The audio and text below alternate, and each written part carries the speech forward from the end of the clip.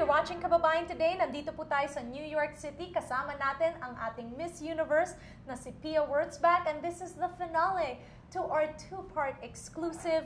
Pia, you have been so gracious to talk to us and to our kababayans. As we know, dito sa Amerika, ang daming mga Pilipino.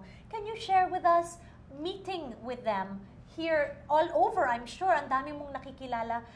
Can you share with us sa mga kwento ng pagkikita mo with our Filipino-Americans? Well, when I was in Vegas, I was told na pinakamalaking audience talaga yung mga Filipinos pagdating sa Miss Universe.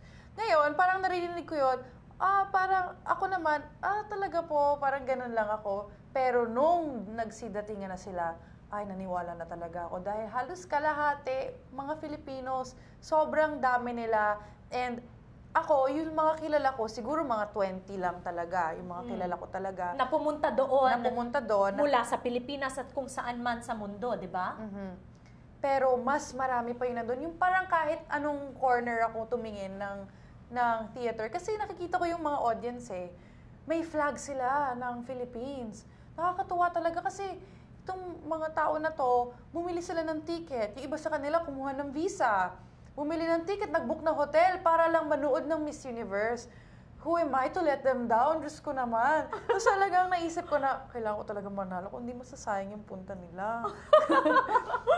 Kaya nag-enjoy naman ako. Sobrang laking confidence boost na every time lumalabas ako doon, grabe yung cheer. Oo, balita ko daw, the stadium parang nag-shake daw. Totoo ba yun? Sobrang daming tao. Kasi pati yung mga ibang girls, sinasabi nila sa akin na, your whole country is here. Ganyan. Alam nila na, nakakatawa nga dahil si Miss China, sabi niya sa akin, pagka in-introduce doon niya yung sarili niya, ito na doon yung sasabihin niya, Hi, I'm Fang, I'm best friend of Philippines, China! So para daw yung mga supporters ko, kasing lakas na rin ng, yung supporters, yung mga palakpak sa kanya, kasing lakas na rin ng palakpak sa akin. Nakakatawa siya. Pero ang lakas talaga ng hatak. Pia, from the very beginning, there have been supporters that have been there for you. Like Jonas Gafood, all of these people. He was on our show. Okay. And he spoke about how proud he is and the work that he does. This is non-profit. Yeah. Diba?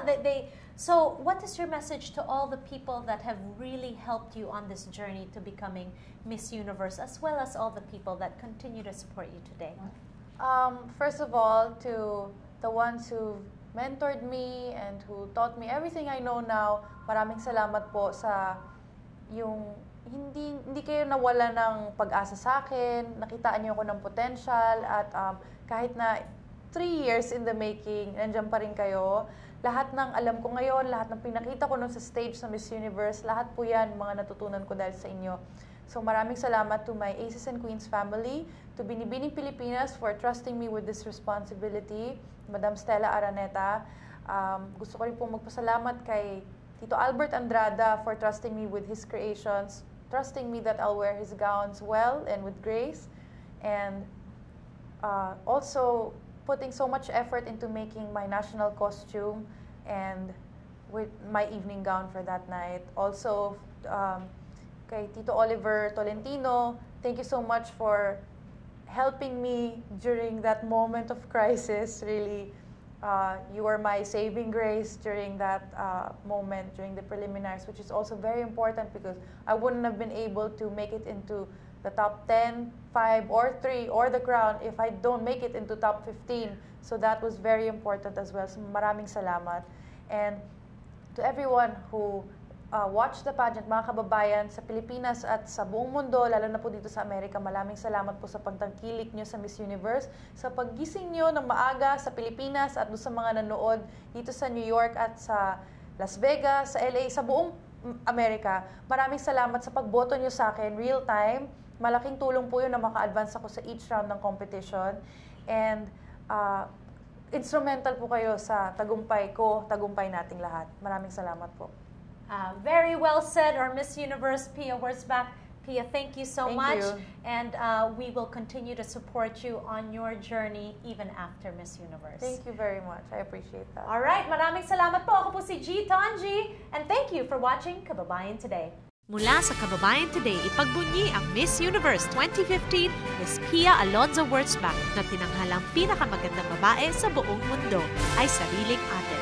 Watch this exclusive interview this week on Kababayan Today, brought to you by Island Pacific Supermarket.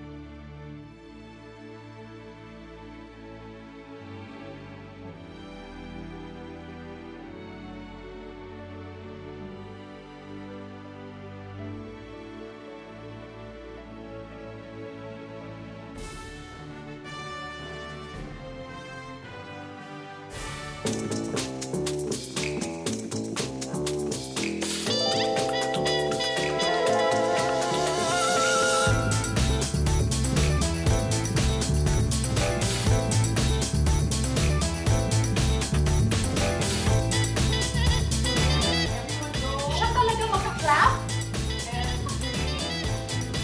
Wait, no, are we rolling?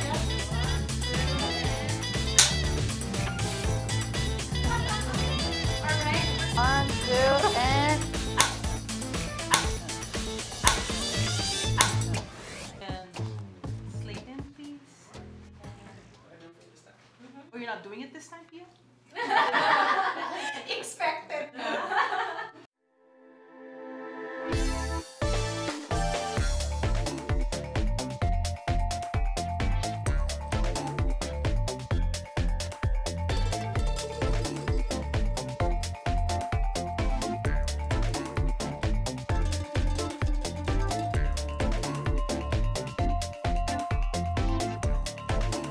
Can you show us your favorite dance move?